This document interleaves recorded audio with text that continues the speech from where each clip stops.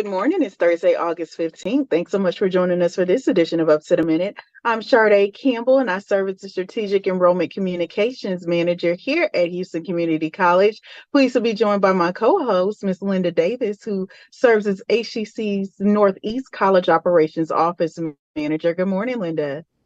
Good morning, Sade. So glad to be back in the saddle. Yes, yes, yes. COVID had you for a second, but you're back. Yes. All right, so happy to have you back. For those who are just tuning in again or tuning in for the first time, how can they tell others how to watch Up to the Minute? Well, if you want to catch us, we're live on Houston Community College District's Facebook page, not HCC, and on YouTube. We're also on X, LinkedIn, and on HCCTV at noon, 5 and 10, Monday through Friday. All right. Well, we are having Thursday Family Fun Day, like we always do Thursday here on Up to the Minute. Joining us for that today is Jillian Hinshaw, who serves as Community Partnerships and Program Managers for the City of Sugar Land's Animal Shelter. And she will be talking about this weekend's mega adoption event at the George R. Brown Convention Center. Good morning, Jillian. Good morning. How are you? Doing good. You and Linda are going to have a good conversation. And I think whoever your special guest is going to be joining in as well. But first, Houston has been called a space city, and HCC has a great continuing relationship with NASA. We're joined by Dr. Miguel Ramos, who serves as Interim Vice Chancellor of Instructional Services, to tell us more. Welcome to the show, Dr. Ramos. Good morning, Sade. It's nice to be here. Happy to have you. Okay, well, I hear you all had a pretty amazing trip to NASA with the HCC team recently. Let's kick things off with telling us a little bit about what is a partnership between NASA and HCC. Well, as you know, as you pointed out, we are Space City, and so we have existing relationships that we want to explore with NASA. And one of the reasons for the trip was to take a tour of the facilities and then to also have a conversation about how we could enhance partnerships, how to enhance collaborations with NASA, especially with their educational outreach programs. And so we had an opportunity to take a trip and get a behind the scenes view of the facilities and then have, a little lunch and conversation with some of the leaders to see what we could do.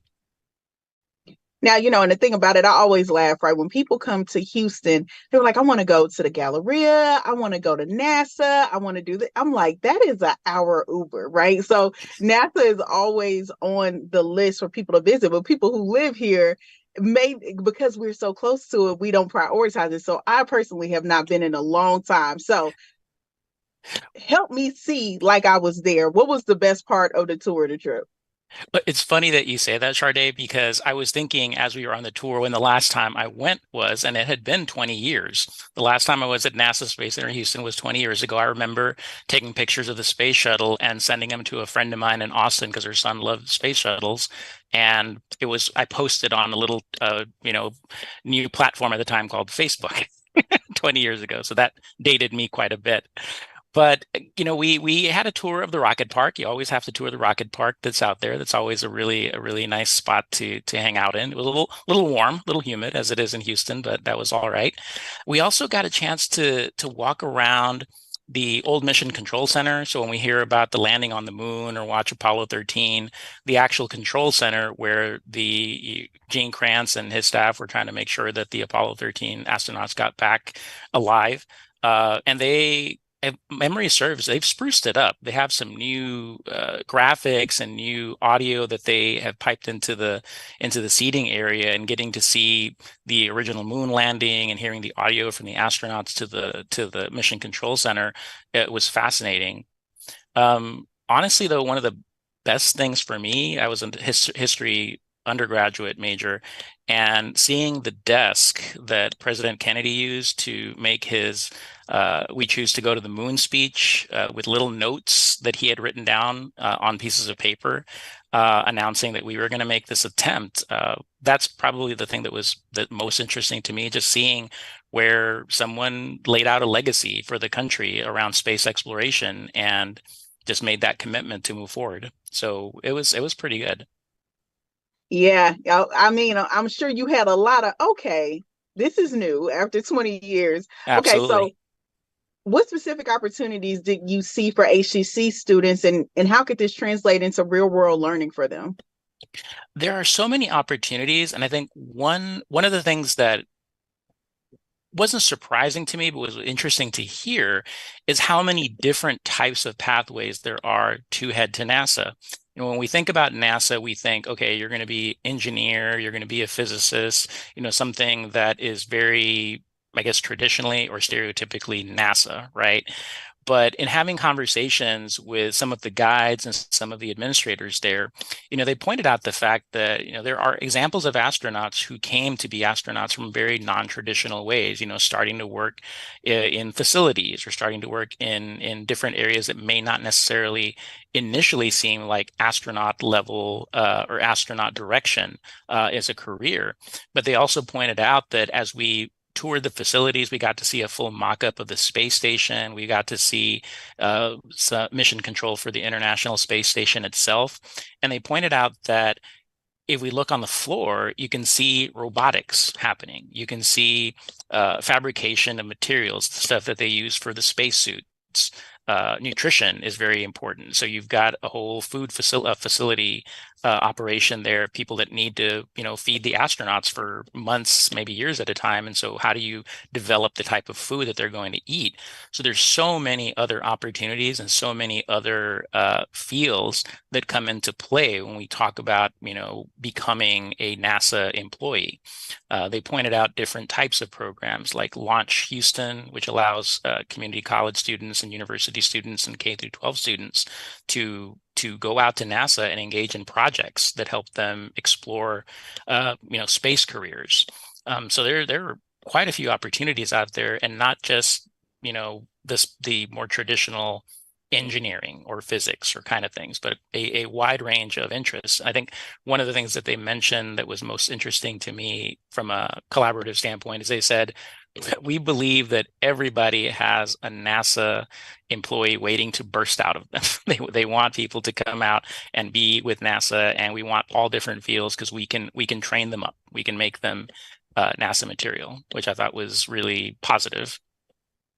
Yeah, I mean, it sounds like there are some incredible opportunities for collaboration between HCC and NASA. And if we think about, and I love how you tied it back and how they tied it back to, it is larger than STEM, right? Like there's so much more that keeps this operation going. When you think about our programs, can you share any specific initiatives that connect with our instructional programs here at HCC? Yes, in fact, one thing that came out of the conversations we had with them is a conversation with President Harrison in the Coleman College of Health Sciences. So they pointed out, the NASA officials pointed out that when space shuttles go up, well, maybe not space shuttles right now, but rockets and different types of spacecraft are going up, they're really conducting experiments, right? They're always conducting all sorts of different experiments on health, on science, on chemistry, all these different things. And so one thing that President Harrison is exploring right now is, with the coming Honors College in Health Sciences, is can we incorporate some experiments from NASA into that honors track, like things that relate to physical therapy, things that relate to occupational therapy. Like, astronauts have to stay healthy in space. There are opportunities to see whether, we're always hearing about astronauts living out in space, and do they breathe differently? Do they have to exercise differently? Do they have to live a different way, which we know they do? And there's a whole host of opportunities in the Health Science College to conduct experiments that potentially could be on a spacecraft and taken to outer space to test the theory. And so we think that that's a really rich opportunity for honor students, and maybe long-term for everybody, to really get involved with this idea of being involved in space exploration and experimentation. And I love this so much, because when you come to a community college and NASA, really, like, you don't expect it to come up in the same sentence, but that's what's so special about HCC, is the intentionality around our industry partnerships and how we connect it back to the curriculum and how we tie it into what what our learning experiences outside of the classrooms look like for our students. So I want to thank you so much for joining us today, Dr. Ramos. We've run out of time. Happy to be here. Thanks, Sade. All right, for those of you joining, we've been talking to Dr. Miguel Ramos, who serves as the Interim Vice Chancellor of Instructional Service. Details about opportunities and HCC's collaboration with NASA will be posted after the show. All right, well, up next after a commercial break, Linda will help you learn how you can meet your new furry best friend.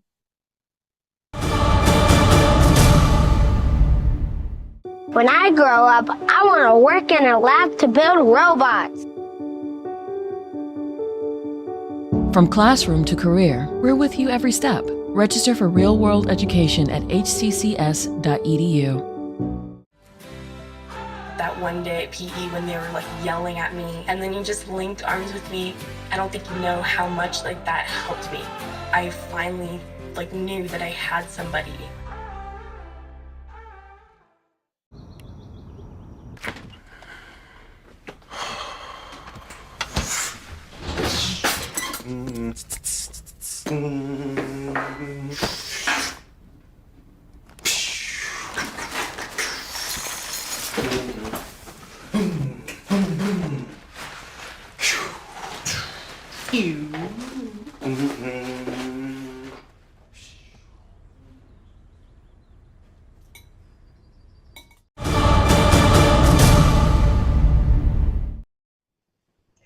Welcome back. Today on Thursday Family Fun Day, we're joined by Jillian Hinshaw, Community Partnerships and Program Manager of the City of Houston Sugarland Animal Shelter. Welcome to the show, Jillian. Thank you. I do have someone with me. His name is appropriately Kapow because he likes karate. So I apologize if you hear in the background. I'll be sure to give him some camera time. But if you hear banging, he's very excited to be here with us today. Well, we're glad to have both of you. I understand that the shelter is participating in a huge event at the George R. Brown Convention Center this weekend. Tell us about that. Yeah, we're very fortunate to live near the city of Houston, which does a lot to actually help showcase city shelters along with rescues. But this particular event really helps a lot of the city shelters that have different rules than rescues. And so this will have over 1,500, and I do mean 1,500 animals, primarily dogs and cats. And so we're taking every cat we have, including our little wild man in here. So for us right now, we're down to about 40 cats, which if you had caught us about 3 weeks ago, we had well over 100. So not unusual after kitten season. And then we're taking about 7 dogs, but other places might take 150. So it's just a really great time to come meet a great new friend. If you've ever seen the news in the last couple of years, especially the last 2, just about every animal shelter is really struggling. A lot of people are forced to surrender their pets. And so it's just a really trying time. So if you know you can open up your home to a new addition, we would love to see you out there. It'll be at the George R. Brown Center this Saturday and Sunday from 10 to 5. If you want to volunteer, they're still accepting volunteers if you want to sign up online, and then you could just help if you're not able to actually adopt anything. All right, guys, you heard that. George R. Brown this weekend is where you need to be. Now, if someone can't make it to the mega adoption event, how can they adopt directly from the shelter? Shelters and rescues are always extremely happy to help make that match. So whether they're having things posted online, so for instance, you could go to petfinder.com. You could find Kapow, who's running around wild. You could see him posted online, and then you can give us a call or actually come in to learn more about their personality to see if it's a good fit for you. At my particular shelter, which is the city of Sugarland, what we actually do are what's called sleepovers.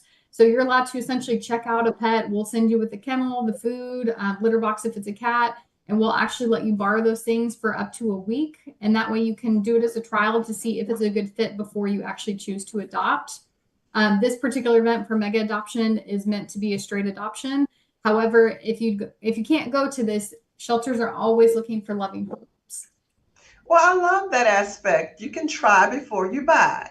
Yes. Yeah, we're big advocates of adopt, don't shop. Okay. So how can people help the shelter beyond adopting a pet? I may not want to adopt a pet, but I love animals. How can I help? Yeah, it usually comes down to people either try to help through time or money. If you have the time and you're able to actually come up here, we do take volunteers, we take fosters, whether it's I can take a pet for a weekend or I can keep them up to a couple months. Like I mentioned, kitten season, which is in South Texas kind of year round, but very heavy in the spring where people will find neonate kittens outside. If you want to learn about being a bottle baby foster, everyone loves to be woken up every 4 hours to feed something that can't feed itself. So that's always something we can get help with. But even if you're just doing an Amazon shopping, you know, you've got a little bit of extra money. If you want to send out some extra cat food or anything like that in your Amazon order, you can do that through just about any shelter will have a wish list. Wow, bottle baby foster. So you could come in and actually feed them? Yeah, we can actually give you the supplies, teach you how to do it if you want to take them home. Like I mentioned, right now we have one set of that's not in foster care that we need to place. But other than that, if that's not your cup of tea, we have kittens that are under 8 weeks, so they won't be available for adoption that can actually go be in foster care because it's a safer, quieter environment for them to be socialized. Same thing for the dogs. If you just want to take one for a long weekend, if you want to do anything, any type of socialization is great for the animals, which is why you can see Capals really going wild in here because they get to come out of their kennels and stretch their legs and enjoy what it's like to not be stuck in a kennel. Well, look, can you give us some advice on selecting the right animal and helping them settle in for those first few scary days? Yeah, matching can be really intimidating. A lot of times people think that they have something in mind. Generally speaking, cat people tend to not necessarily care about the breed. They just want based off like, I want something loving or I want something cuddly or something playful. So cats might be a little bit different. They're totally different species. They don't react the same. They don't respond the same at all. Dogs, a lot of times people coming in wanting a certain size or certain breed, but we try to really get deal breakers and that type of conversation going to help find a match because we know a lot of our dogs' personalities. And for instance, if you have a big dog that's scared of little dogs, we don't want to send you home with a Chihuahua, even though that's what you think you want. So that's why we have the sleepover in our facility. We also facilitate if you already have pets. So if you have a dog and want to bring it to us, we can help establish a meet and greet for a potential new buddy. But yes, the personality is really important. It is great if you know there's certain breeds you want to save. There in Houston, there's usually rescue for any particular type of breed. But if you're open to adopting a shelter animal in particular, we're happy to help you try to find a match based off the personality. Well, now here's a question I have. A lot of times you hear that dogs need to go through obedience training. So why is that outside of the standard? I don't want them eating my shoes and I don't want them tearing up my sofa pillows. What kind of benefits is there for dogs going through obedience training? So obedience is always great. Any kind of training is absolutely great, but it is important to actually maintain that. And it can be tricky if you have a larger family or if you have people in your household who are not participating. It can be kind of confusing to the animal if one person is diligent with certain rules and then someone else is not because it leads to mixed signals. It's the same as having little children in the house. But even more than that, a lot of times people come to shelters wanting puppies. Love puppies. I don't know that I'll ever adopt another one, but this is my plug-in for older pets that have already gone through those stages of tearing things up and understanding that if you adopt a 2-year-old dog, they can live just as long as a puppy. There's not real difference other than most of the time they're already potty trained. They're not going to destroy the things that you might have to struggle with a puppy as well. So I'm always a big advocate for older dogs, middle age, even senior dogs, because you get to really enjoy their life and make a big impact on them. Even though, yes, we know at the end of the day, every animal will have its lifespan, but we can't predict that. So I definitely like to advocate for either special needs or our adult dogs that also deserve loving homes in addition to puppies. Thank you. Well, I have a personal question. Sure. I was talking to Stacy, our producer, before the show, and I was saying cats versus dogs. I know that's a big discussion, but I think I'm a dog person, but I think I might be a cat person, but I'm more skittish because cats, they move differently. And you were talking about that earlier. So Stacy was relating the analogy to cats being like French peoples. They have certain ways that they do things, and dogs are more like Americans. They're kind of more relaxed and laid back. Help me understand how to love a cat. It definitely depends what you're looking for. In a general term, cats are more independent. They know when they want love, and then they'll separate themselves when they want to be on their own. Dogs do tend to be more needy in the sense that they love people. They want the reassurance, they want your attention, and so they like being by you like a little shadow. Very general. Now it can be different based off the particular animal. I've raised cats with nothing but dogs that think they are dogs. Totally fine. I personally have a bunch of dogs because it works with my lifestyle, being active, wanting to take them out and do different things. But there are other people who want to be able to go on a quick trip on the weekend and have automated feeders and not worry about who's going to take care of my pets. So it does depend, but yes, basic anatomy, cats move very liquidy, dogs are more sturdy.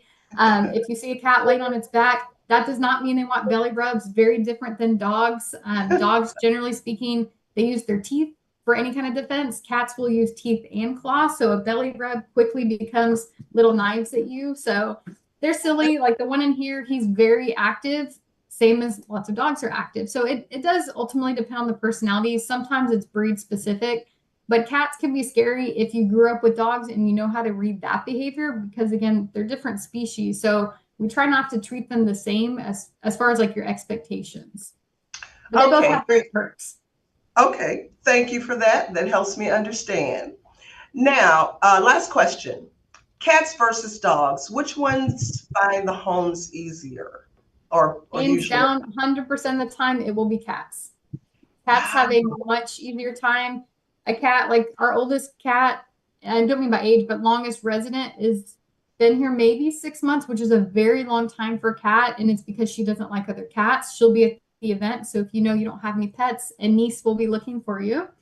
Dogs, however, a lot of times have a harder time because if their apartment says no, you usually, generally speaking, have to be able to take them outside to go to the restroom.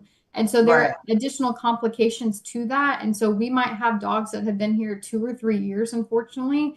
And shelters are by no means a home. Even with a foster, it's not a home. And so they don't get that same love and that same socialization that an actual house can offer. And so, yes, cats will always have an easier time getting adopted. In fact, some of the times we won't even have little biographies because by the time kittens get spayed and neutered, they might be gone the same day. They might be gone the next week, but they're just not here for very long. Well, thank you, Jillian Hinshaw, Community Partnerships and Program Manager for the City of Sugar Land Animal Shelter. We'll have your information in the post after the show. Coming up after a quick commercial break, Sharday and I will return with some news and announcements. Don't go anywhere. We'll be right back. When I grow up, I want to work at a school so I can be a teacher. From classroom to career, we're with you every step. Register for real-world education at hccs.edu.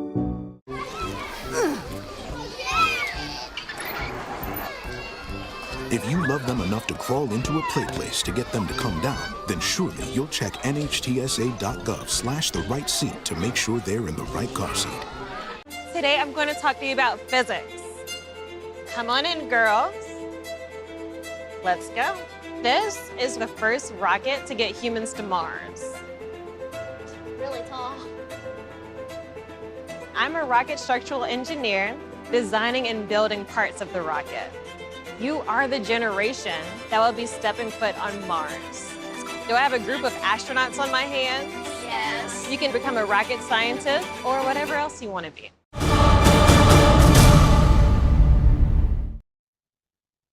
All right, well, welcome back. We're going to wrap out with news, events, and announcements happening around HCC and the community as we approach the start of our fall semester on August 19th. You can guess that we have some enrollment events planned. So first up, we have our Saturday enrollment registration fair with a chance to win a $500 scholarship. So HCC understands that everyone is not available during the week to take the time to enroll. So across the district, we are hosting enrollment fairs on this Saturday, August 17th from 9 a.m. to 1 p.m. across the district at multiple campuses. Be sure to check the post after the show to visit the registration link to sign up to attend an event near you. STEM Carnival, Mommy and Me at HCC. The 2023 winner of the HCC Business Plan Competition, whose company, Mommy and Me, won the grand prize, is hosting a free STEM carnival this fall at HCC. The event will feature drones, robots, and rocket launches. And this is going to be from 10 a.m. to 2 p.m., Saturday, September the 7th at HCC South. Check out the information in the post after the show. All right, skipping ahead a little bit, Linda. Coleman is coming to Midtown this fall. HCC students interested in health science careers can now take some courses at the new HCC Coleman satellite site at the HCC Administration Building at 3100 Main in Midtown. English, medical terminology, and other prerequisite classes will be offered during the evenings and weekends so that you can take courses during non-traditional business hours. For more information about registration this fall, please check the details after the show. Automotive career fairs connect with employers. HCC's upcoming fall automotive technicians and mechanics career fair is an opportunity to connect employers who are needing talent in the form of jobs, co-ops, internships, and more. Specialties include transportation technicians, auto body and collision repairs, and transportation mechanics. Check out the information. It's going to be from 8 to 11 Wednesday, September the 18th at the Northeast Campus. Check out the information in the post after the show. All right, as we have been sharing throughout the show, fall registration is open. There's still time to get enrolled for fall as we have multiple start dates and online and in-person courses. To learn more about HCC programs, start dates, and options to cover costs, be sure to visit hccs.edu/apply. All right, well, looking ahead for Film Friday, we'll preview the Houston Media Conference and we'll learn about Coleman's popular medical assisting program. Thanks so much for joining us for this edition of Up to the Minute. We'll see you next time.